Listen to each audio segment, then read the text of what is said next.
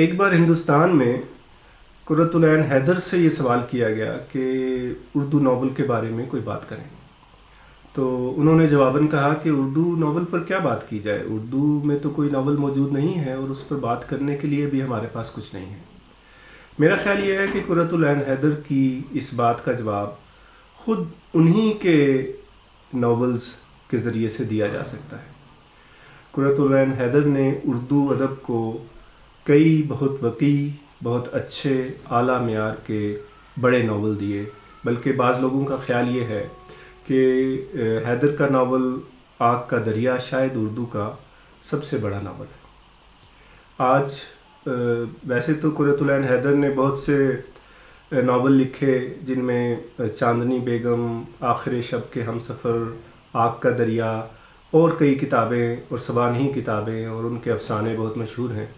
لیکن آج ہم قرۃ العین حیدر کے ناول آگ کا دریا کے حوالے سے چند باتیں کرنا چاہتے ہیں۔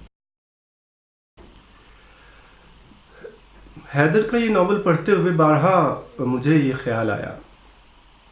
کہ جو زندگی میں گزار رہا ہوں، کیا یہ زندگی پہلے بھی کوئی گزار کے جا چکا ہے؟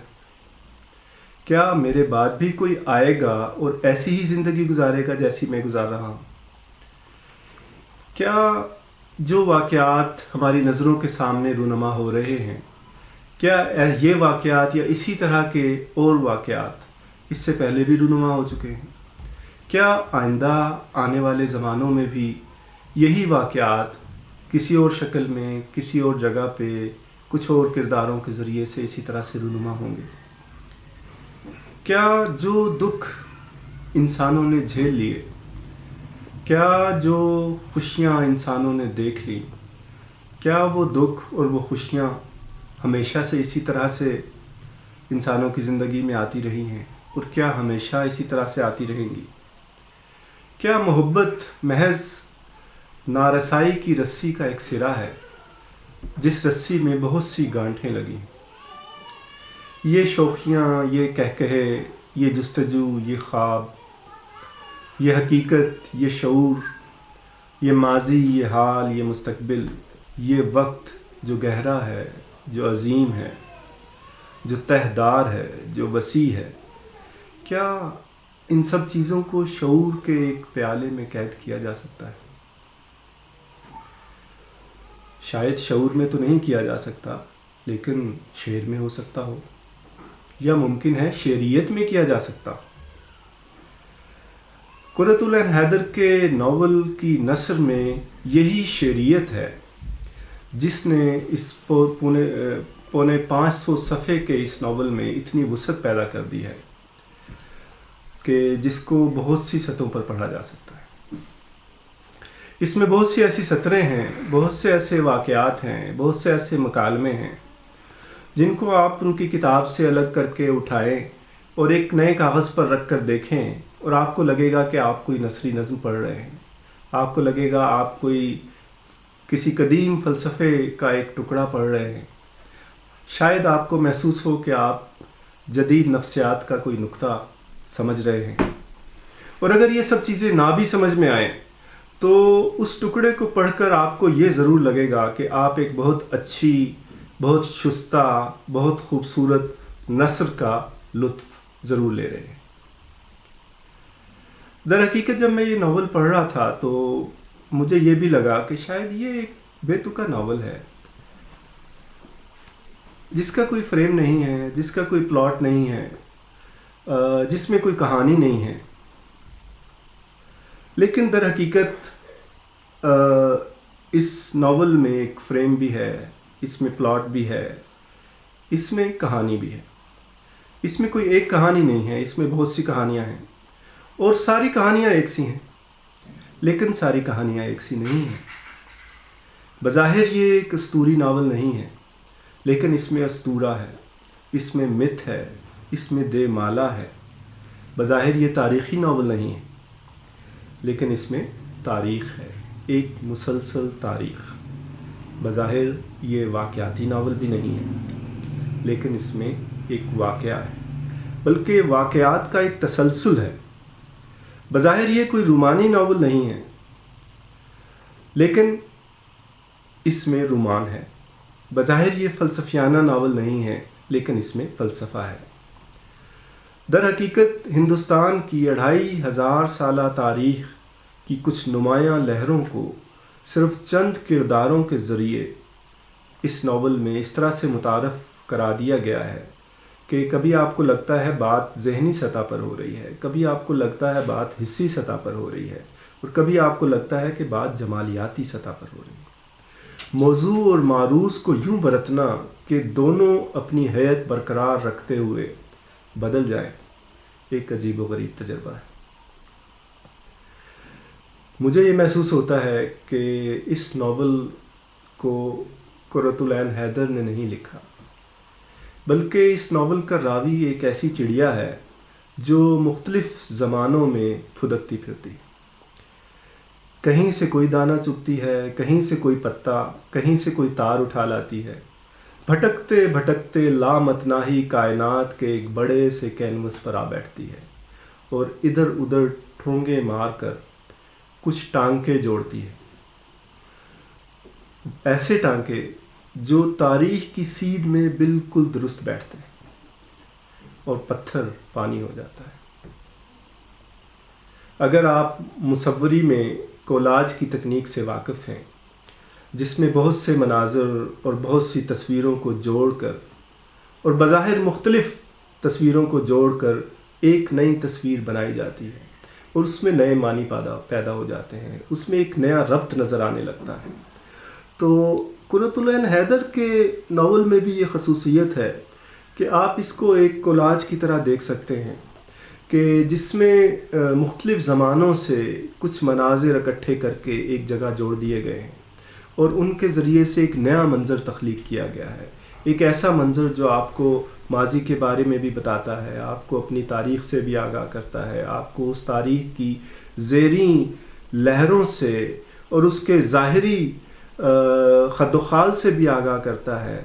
آپ کو، اور اس کے ساتھ ساتھ آپ کو ایک نیا پس منظر، ایک نیا تناظر، ایک نیا پرسپیکٹیو بھی دیتا ہے۔ تو اس لحاظ سے آپ اس ناول کو کولاج کا ایک نمونہ بھی سمجھ سکتے ہیں۔ ہمارے زمانے سے قریب تر اس ناول کا آخری حصہ زیادہ شاید ہمارے لیے معنی رکھتا ہو، کیونکہ ہم جو اس ہماری قریبی تاریخ سے واقف ہیں وہ اس حصے کو زیادہ بہتر طور پر سمجھ سکتے ہیں۔ خاص طور پر پاکستان کے مسائل کی کچھ جڑیں بھی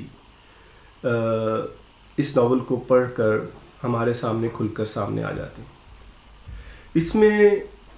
20ویں صدی کے برصغیر کی سماجی تاریخ کا تناظر موجود ہے،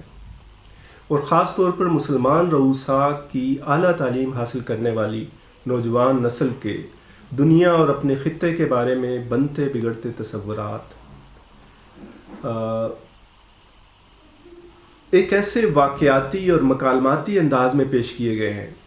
جس سے آپ پوری اپنی کہانی کو، اس برصغیر کی کہانی کو، پاکستان کی کہانی کو، ہندوستان کی کہانی کو، اس خطے میں بسنے والے مسلمانوں کی کہانی کو، اور مسلمان جس طرح سے وہاں مختلف باقی قوموں کے ساتھ رہتے رہے اور ان میں جو طبقات موجود تھے، ان کے مسائل اور ان کی کہانیوں کو سمجھ سکتے ہیں۔ تقسیم ہندوستان پر بہت سے ناول لکھے گئے اور کئی کتابیں لکھی گئیں، ابھی تک لکھی جا رہی ہیں۔ یہ اتنا ایک بڑا واقعہ ہماری تاریخ کا ہے جس نے پوری تاریخ کو اور ہماری ذہنی تاریخ کو، ہماری علمی تاریخ کو، ہماری وجدانی تاریخ کو، ہماری سیاسی اور سماجی اور ثقافتی تاریخ کو ہلا کر رکھ دیا، بدل کر رکھ دیا۔ لیکن اس ناول میں یہ تاریخ، تقسیم ہندوستان جیسے واقعات جو ہیں وہ ایک پس منظر میں چلتے ہیں، جیسے ایک بڑی تصویر ہے، اس کے پس منظر میں یہ واقعات چل رہے ہیں، اور سماجی، انفرادی اور خاندانی مسائل کی کچھ ایسی حساس جہتوں کو ہمارے سامنے لاتے ہیں جنہیں تقسیم نے جنم دیا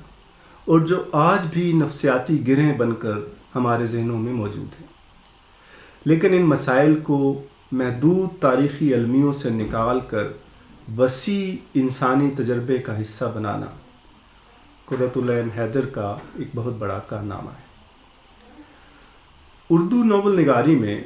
تنقید اور بیانیے کا یہ ایک بالکل مختلف تجربہ ہے، جس میں ہر گزرتے سال کے بعد کچھ نئے معنی پیدا ہو جاتے ہیں۔ تاریخ، ادب، فلسفہ، مذہب، تاریخ، سماج، نظریات، معاشرت، غرض ہندوستان کی 2500 سالہ تاریخ میں کون سا ایسا موضوع ہوگا جسے کسی نہ کسی انداز میں چھیڑ کر ایک مجموعی مزاج کو سمجھنے کی کوشش نہ کی گئی ہو۔ کچھ کردار جو روپ بدل کر تاریخ کے مختلف ادوار میں ظاہر ہوتے ہیں اور وقت کے سمندر میں بہہ جاتے ہیں۔ بڑے بڑے واقعات بعض زاویوں سے کس قدر معمولی ہیں، اور زمانے کی معمولی جنبشیں کس طرح بڑے بڑے طوفان پیدا کرتی ہیں۔ ناول کا بیانیہ انہیں پھٹک کر ان کی حیت اور رعب کو زائل کر کے کسی نہ کسی حد تک، کسی نہ کسی سطح پر ہمارے لیے، آج کے انسان کے لیے سمجھنے کے قابل بنا دیتا ہے۔ در حقیقت المیہ بھی تو وقت کی محض ایک کروٹ ہے، تربیہ بھی اسی کی ایک جنبش ہے، اور انسان وہ خس و خاشاک ہے جو وقت کے اس سمندر میں بہتا چلا جا رہا ہے۔ یہ ناول پڑھتے ہوئے مجھے ڈاکٹر اسلم انصاری کی مشہور نظم گوتم کا آخری واز یاد آتی رہی، اور مجھے لگا کہ اگر اس ناول کے واقعات اور حوادث کو نکال دیں تو تاثراتی اور حسیاتی سطح پر شاید اس نظم کو اس ناول کا ایک خلاصہ کہا جا سکتا ہے۔ میں یہاں اس نظم کو پیش کر کے اس بارے میں دوبارہ سوچتا ہوں، آپ بھی سوچئے گا۔ وجود دکھ ہے، وجود کی یہ نمود دکھ ہے،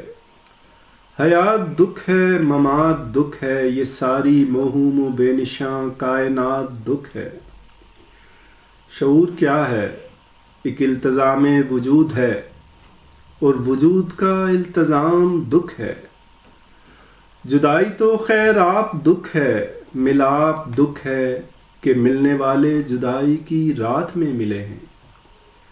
یہ رات دکھ ہے۔ یہ زندہ رہنے کا، باقی رہنے کا شوق، یہ اہتمام دکھ ہے۔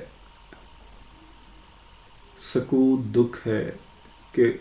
اس کے کرب عظیم کو کون سہ سکا ہے۔ کلام دکھ ہے کہ کون دنیا میں کہہ سکا ہے، جو ماورائے کلام دکھ ہے۔ یہ ہونا دکھ ہے، نہ ہونا دکھ ہے، ثبات دکھ ہے، دوام دکھ ہے، میرے عزیزو تمام دکھ ہے، میرے عزیزو تمام دکھ ہے۔